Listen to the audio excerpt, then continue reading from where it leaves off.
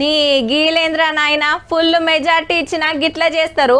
అదే విజయ్ను చూడు, బతిన్లాడో బామాలో 5 పార్టీల హిమ్మతి కూడగట్టి సీఎం సీట్లకు వచ్చే, అసెంబ్లీలో బలంగిన చూపించుకునే.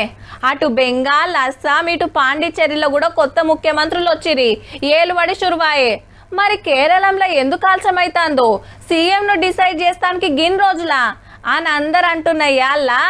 Shri VD Satishan be appointed as the leader of the CLP.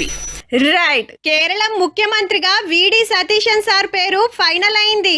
10 రోజుల కాంచి గెలిచిన ఎమ్మెల్యేలతోటి, పార్టీ ముఖ్యులతోటి మీటింగులు, ఢిల్లీ హైకమాండ్ చర్చల మీద చర్చలు చేసి సీఎం సీట్ల ఈ సార్ను ఊకుండా పెట్టాలని డిసైడ్ చేసిర్రిగా. వకీల్ సాబ్ అయిన సతీశన్ సారు 25 ఏండ్ల కిందట అసెంబ్లీలో అడుగుపెట్టి మునుం పెట్టి 5 మాటల గెలిచిన సీనియరు. మొన్నటిదాకా ప్రధాన ప్రతిపక్షం లీడర్ కూడా.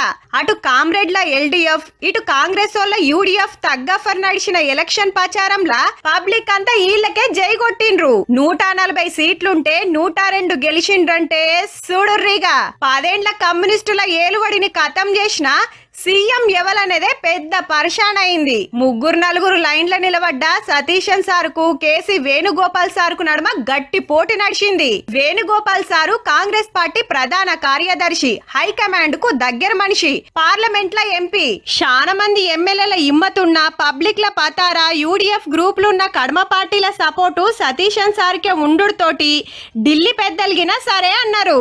ఇక ప్రమాణ స్వీకారం చేసుడే ఆల్చం.